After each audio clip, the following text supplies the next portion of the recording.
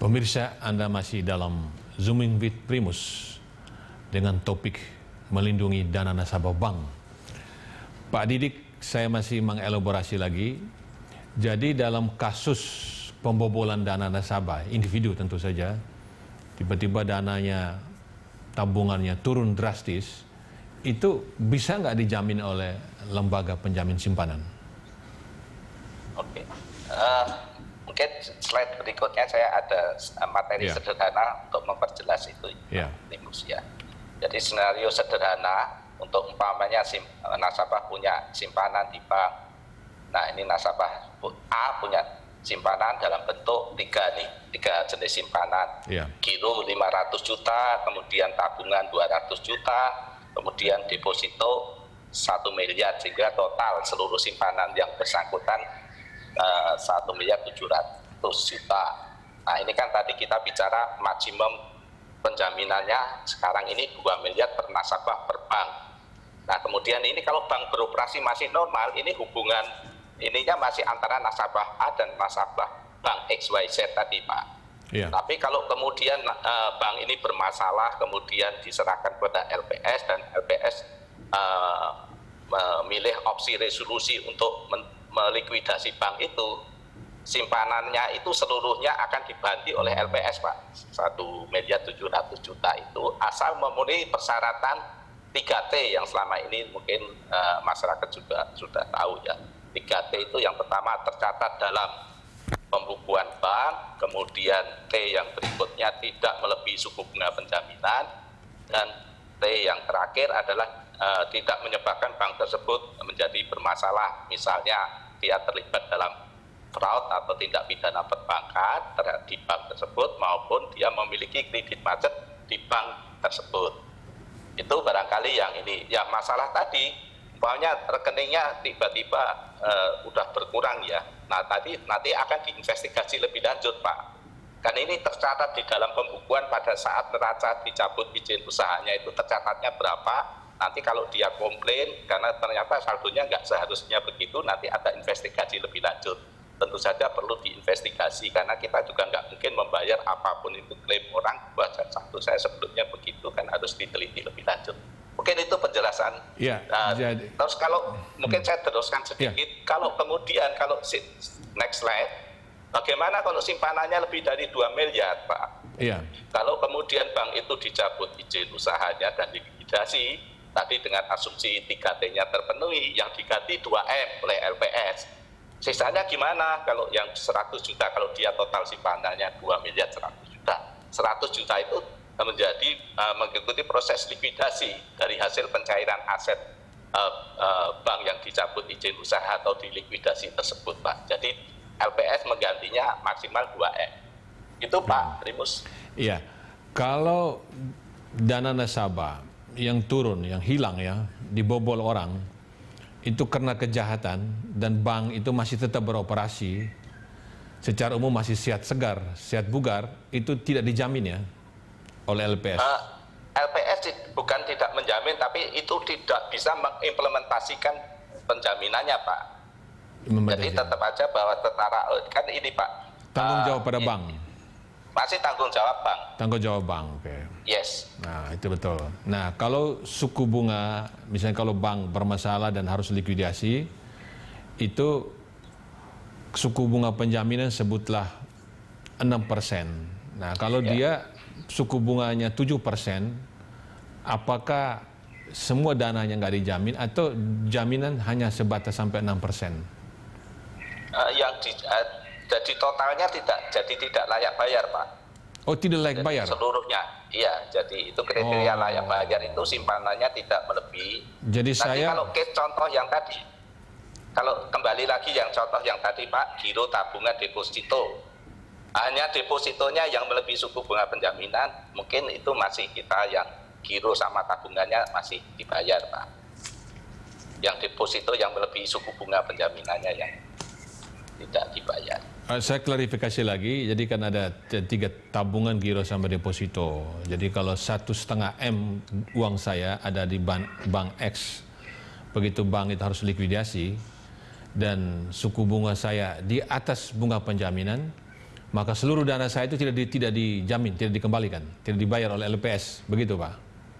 Kita mendekatinya dari per jenis simpanan, Pak.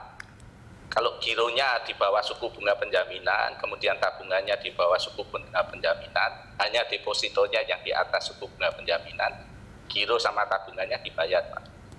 Oke, nah kalau dia cemplung semua di deposito, maka selesailah dia. Selesai dia. Selesai. Ya, karena di atas suku bunga penjaminan, Pak. Iya. Oke, clear Pak. Saya mengelaborasi dari OJK Pak. Pak Sarjito, ini kan banyak kasus ya. Banyak kasus itu nasabah mendapat tawaran dari orang bank. Nah, itu kan petugas Pak, pegawai pejabat bank. Ternyata mereka membuat rekening yang terpisah dari bank itu. Dan itu sampai akumulasi dananya cukup besar, sampai satu titik si nasabah itu sadar bahwa dia dirugikan, uang nggak bisa dikembalikan, ya itu terjadilah, baru sadar bahwa ternyata ada fraud. Nah ini sebetulnya bagaimana OJK bisa memperhatikan kejadian seperti ini Pak, agar nasabah betul-betul secure. Baik Mas Primus ya. Ini para pemirsa, saya pakai bahasa yang sederhana biar mudah dipahami. Jadi prinsipnya begini, ada kehilangan uang di bank, bisa atas kelalaian atau kecerobohan atau kesalahan nasabah, bisa juga diakibatkan oleh bank. Dalam hal ini bisa juga dari pegawai bank. Jadi kalau saya bicara bank, itu ya termasuk pegawai bank. Nah, prinsipnya di dalam konteks perlindungan konsumen, tadi saya sampaikan, salah satu tujuan OJK, ada 3 tujuan, satunya adalah melindungi konsumen dan masyarakat. Dan prinsipnya apabila hilangnya dana nasabah diakibatkan hanya oleh bank atau oleh pegawai bank, apapun bentuknya, itu bank wajib bertanggung jawab. Tetapi ada juga yang merupakan kelalaian. Ada beberapa contoh tadi Mas Primus bagus sekali menyampaikan ada tawaran-tawaran, ada bikin rekening sendiri. Walaupun dibikin rekening sendiri, apabila nasabah pada saat menyetor duitnya melalui rekening bank dan pejabat bank, maka bank bertanggung jawab. Dan tidak ada perintah lain dari nasabah. Itu satu. Apabila seperti ini kejadiannya banyak, jadi misalnya nasabah bank, bahkan di kasus Koperasi Pandawa yang beberapa saat terlalu ramai, itu ada nasabah ditawari oleh pegawai bank untuk memperoleh yield atau return atau hasil yang lebih gede, tapi di luar bank. Nah kalau udah begini kan ada kesepakatan antara nasabah dengan pegawai bank itu untuk dipindah ke rekening lain. Rekening lain yang disepakati ada tanda tangannya, nah mesti jelas nih semuanya. Kalau itu terjadi, itu bisa juga mereka tidak merupakan produk bank. Nah ini bank tidak harus bertanggung jawab. Tetapi apabila nasabah berhubungan dengan bank secara formil, menyetorkan juga ke bank, makanya kalau jangan sampai nasabah ketika mau transfer susah, misalnya nyicil mobil dan sebagainya ke bank, lalu sama petugas bank, Bu, mohon maaf masukin ke rekening saya aja. Itu jangan sampai terjadi. Pokoknya urusannya dengan rekening bank yang diberikan pada saat buka rekening itu. Ini penting sekali saya perlu sampaikan, karena seringkali saking akrabnya dengan customer service, percaya apa aja, termasuk mohon maaf, bisa Pak Primus apa kabar, karena priority, jadi mohon tanda tangan di sini aja, baca, semua harus dibaca dengan baik. Kalau tidak jelas, tanyakan, kalau perlu ganti hari, tanyakan kepada anak atau tetangga yang pinter, untuk ini sebenarnya apa, ditawari produk apa tadi, Mas Didi sudah sangat bagus sekali, edukasi mengenai LPS, Mas Primus sudah memancingnya. Jadi jangan sampai juga ternyata ditawarin tingkat suku bunga pinjaman yang tidak dijamin oleh LPS. Nah ini kalau bank tutup kan cilaka, tidak tutup pun cilaka. Jadi yang ini namanya shadow banking ini tidak bisa diperkenankan dalam konteks perlindungan konsumen. Intinya OJK akan memerintahkan kepada bank apabila kesalahan di pihak bank. Tetapi apabila ada porsi kelalaian atau kesalahan nasabah, maka itu dari hasil pemeriksaan akan kelihatan. Iya, dari beberapa kasus yang kita pantau dan di pemberitaan cukup luas, itu memang bukan hanya customer service Pak, bahkan kepala cabang Pak. Begitu Pak Sarjito, kepala cabang malah karena dia bisa menjadi, dan selalu sweetenernya adalah suku bunga yang sangat menjanjikan. Kemudian akhirnya nasabah itu bisa menaruh uangnya dalam jumlah besar di situ dan memang bukan rekening atas nama dia, betul ya. Kalau atas nama dia di bank tertentu ya udah pasti tanggung jawab bank Pak ya. Tetapi rekening si kepala cabang itu. Nah pertanyaan saya itu ada nggak deteksi dini yang bisa dipantau oleh OJK sehingga kalau mekanisme bank itu barangkali kurang efektif, OJK bisa mendapatkan informasi lebih dulu atau memang semata-mata ya tergantung pada early warning system dari masing-masing bank itu Pak. Mas Primus, Iya. dalam hubungan antara nasabah dengan pihak bank, tentu saja yang paling tahu adalah nasabah. Ya, jadi misalnya makanya sekarang dengan dipakai HP dengan handphone ini kan in and out duit kita itu ketahuan. Ya. Jadi misalnya saya baru bayar kartu kredit, langsung ada pop up di HP, apakah Anda sudah melakukan transaksi misalnya di Grand Indonesia. Ya. Jika tidak benar segera hubungi. Nah ini kan sebenarnya bagian dari alert. Jadi jangan sampai kita juga cuek-cuek. Kita sudah pakai zamannya digital banking, tapi kita juga cara hidup kita masih primitif. Sehingga akan kelihatan kalau in dan out duit kita yang di bank itu masih di rekening saya, masih oke. Tetapi kita tadi Mas Primus kepala cabang, itu saya tadi ngomong customer service itu untuk memudahkan aja. Biasanya kalau priority customer kan biasanya punya orang tersendiri. Kepala cabang atau siapapun pegawai bank, itu termasuk dalam pegawai bank. Itu adalah merupakan bagian dari lembaga prudensial yang harus profesional. Sehingga makanya punya bank itu berat sekali karena harus punya pegawai-pegawai yang profesional. Apabila pegawai bank itu memanipulasi sendiri, ya kan, dana nasabah dan sebagainya masih di dalam bank itu, ya diambil misalnya, dan kadang-kadang yang saya tadi bilang karena saking akrabnya bahkan si nasabah tidak pernah tahu sebenarnya seperti apa reporting yang benar. Oleh karena itu kadang-kadang saya malah sering menyarankan ketika orang yang bekerja itu nasabah datanglah ke bank. Barangkali ketemu orang lain jadi ketahuan seperti itu. Tapi tadi dengan model digital banking sekarang dengan model mobile phone itu mestinya in and out duit kita selalu kita lihat tiap hari dan itu akan terefleksi. Kalau seandainya itu ditindakkan sendiri oleh kepala cabang atau yang lainnya, maka bank tanggung jawab tanpa instruksi nasabah, tanpa perintah nasabah. Kira-kira itu. Iya. Nah, itu yang ada keterlibatan orang dalam. Saya pikir poin yang bagus sekali dari Pak Sarjito tadi adalah yang paling tahu si nasabah sendiri. Maka literasi bagi setiap orang yang dari nasabah bank itu penting sekali. Jadi harus tahu, apalagi sekarang kita sudah di era digital, semua laporan itu lewat handphone ya. Kita belanja pun kalau lebih dari sekian akan dilapor balik.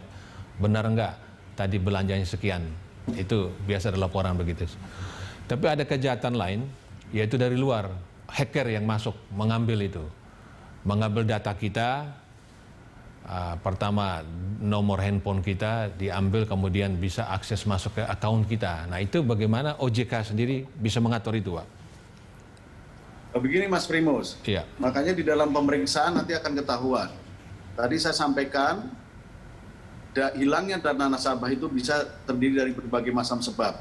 Yang paling biasa adalah kelalaian atau kesalahan dari nasabah atau konsumen. Misalnya dengan pacarnya dia terbuka, ya, dengan siapapun dia terbuka. Makanya sesuatu yang sangat private, mestinya dijaga benar kan gitu. Jadi kadang-kadang ada kejahatan di keluarga ataupun di orang-orang terdekat. Ini yang seperti ini rasanya berat kalau bank harus bertanggung jawab. Tetapi apabila ini juga kesalahan atau kelalaian ataupun fraud dari pegawai bank tadi saya sampaikan, itu merupakan tanggung jawab bank. Tetapi ada juga yang kasusnya adalah banknya sudah melakukan firewall dengan sangat baik, sistem security-nya sangat baik. Kemudian nasabah juga dengan sangat baik, hati-hati. Ternyata ada pencurian. Nah, makanya pencurian digital juga begitu banyak sekarang. Makanya undang-undang keamanan data pribadi itu menjadi sangat penting.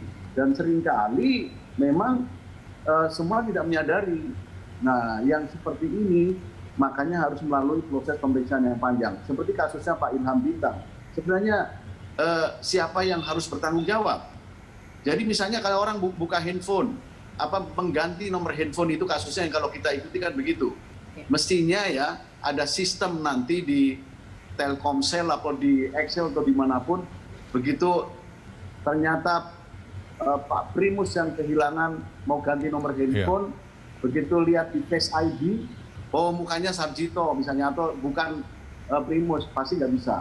Nah ini memang ada kelemahan-kelemahan di sistem yang harus diperbaiki bersama. Misalnya silakan Pak, kalau Bapak mau ganti nomor HP Bapak, begitu pencet pakai sidik jarinya, bukan, oh berarti nggak bisa kan gitu. Saya sempat diskusi sama anak buah saya, kalau gitu suruh ganti hari Pak, oh nggak bisa dalam sistem perbankan yang sangat cepat ini, nggak boleh dong. Seseorang mau bayar sesuatu, nunggu 1 hari melakukan assessment, itu kelamaan. Jadi harus ada sistem yang baik sampai diketemukan kalau dalam kasus kejahatan itu siapa yang bertanggung jawab. Tapi ada juga memang sudah bagus, seperti saya punya motor dititipin di tempatnya Pak Primus, gemboknya luar biasa 3 lapis, tapi tetap aja kecuri. Nah ini memang tidak mudah untuk mengambil keputusan who is accountable untuk persoalan ini. Ya, pemirsa, seperti ditekankan oleh Pak Sarjito tadi bahwa peran masyarakat sebagai penabung, sebagai penyimpan dana itu penting sekali. Maka masyarakat harus belajar, harus hati-hati, tahu persis bagaimana caranya berhubungan dengan bank, menjaga account-nya. Nah, kita nanti diskusi masuk sisi terakhir tentang bagaimana meningkatkan tingkat keamanan pada era digital ini. Karena transaksi digital banking dari Januari sampai September, menurut catatan Bank Indonesia, itu meningkat signifikan. Meningkat hingga 37,8%. Ini luar biasa. Dan dari situ, transaksi elektronik itu mencapai pertumbuhannya 24,4%. Kami segera kembali.